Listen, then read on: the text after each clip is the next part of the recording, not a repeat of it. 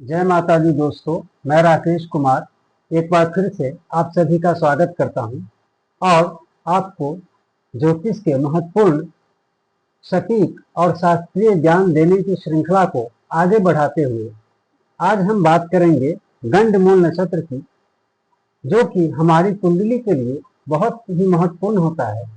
और जिन जातक का जन्म इस नक्षत्र में होता है उनके ऊपर क्या प्रभाव पड़ता है, उन्हें क्या उपाय करने चाहिए, आज इस सब बारे में हम चर्चा करेंगे।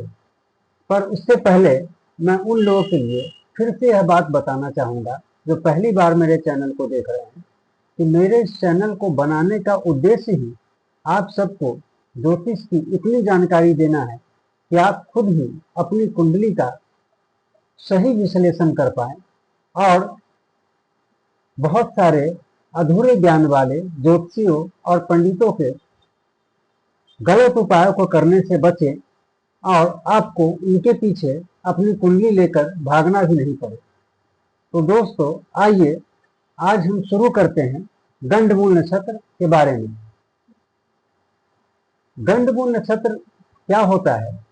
सबसे पहले मैं आपको बताऊं कि जिस जातक का जन्म गंडमूल नक्षत्र में होता है, 6 ऐसे नक्षत्र होते हैं जिसमें कि जन्मे जातक इस गंडमूल नक्षत्र में माने जाते हैं।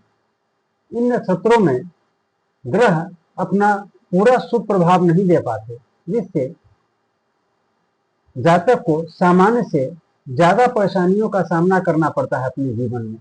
इसीलिए गंडमूल नक्षत्र में जन्मे जातक को इसकी शांति करानी आवश्यक हो जाती है।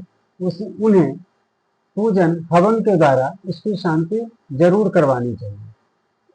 तो पहले हम बात करते हैं उन 6 नक्षत्रों की जिसमें चंद्रमा के आने पर माना जाता है कि गंडमूल नक्षत्र में जातक का जन्म हुआ है।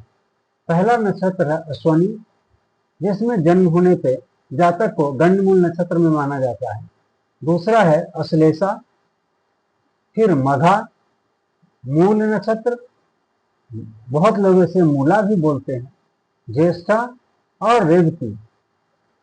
अगर जातक का जन्म इन 6 में से किसी भी नक्षत्र में हुआ है तो उसे गंडमूल नक्षत्र में माना जाएगा और इसका पूजन और शांति करवाना फिर आवश्यक हो जाता है, जिससे कि जातक को अपने जीवन यापन को अच्छे से चलाने में मदद मिले और उसे अपने कुंडली के ग्रहों का शुभ प्रभाव मिले।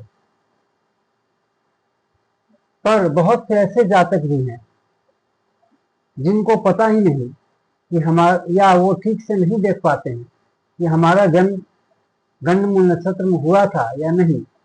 तो आप अपनी कुंडली निकालिए और देखिए कि क्या आपके जन्म के समय केतु की या बुध ग्रह की महादशा चल रही थी।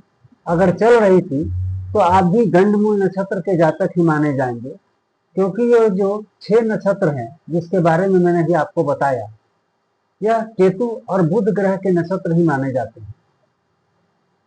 अब अगर हम इसके उपायों की बात करें तो हमारे शास्त्रों में बच्चे के जन्म के 27वें दिन इसकी पूजा करने का विधान है, जब फिर से वह नक्षत्र आता है। पर अगर किसी वजह से आप उस 27वें दिन पूजा को नहीं कर पाते हैं, क्योंकि अभी बहुत सारे बच्चे सिजेरियन होते हैं और घर के लोग बच्चों की देखभाल में ज्यादा समय देने की वजह से व्यस्त होने में कुंडली दिखाना भूल जाते हैं, या किसी वजह से उन्हें बाद में पता चलता है, तो आप 27 दिन के बाद भी इसकी पूजा को करवा सकते हैं और आपको इसका पूरा लाभ मिलेगा। ऐसा नहीं है कि 27वें वर्ष में ही पूजा करानी है तभी आपको इसका लाभ मिलेगा।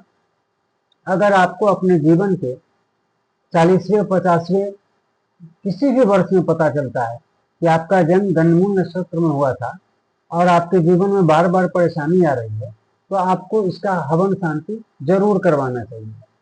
बहुत सारे लोग हमारे पास आते हैं जिन्हें पंडितों ने यह बता रखा होता है कि जी आपकी दशा महादशा तो बहुत खराब चल रही है, आपकी परेशानी उस वजह से।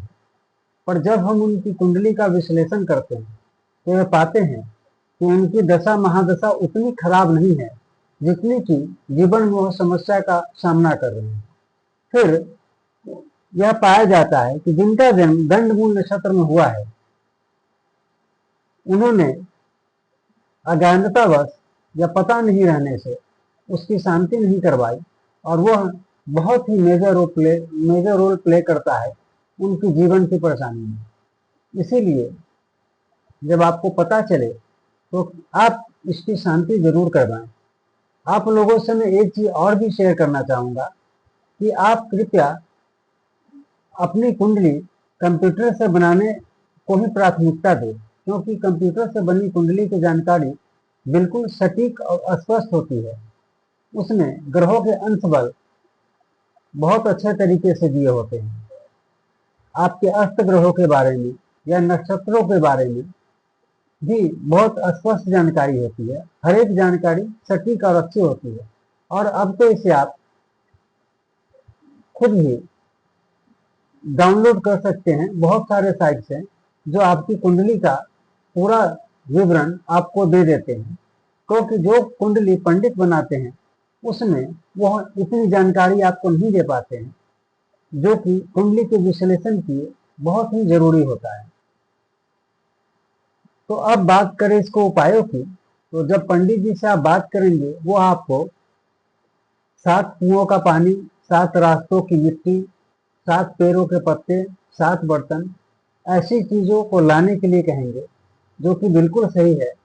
यहाँ ये आपको नहीं समझना है कि पंडित जी आपको बेवकूफ बना रहे हैं या घुमाने की कोशिश कर रहे हैं, क्योंकि इस पूजा का विधान ही यही है।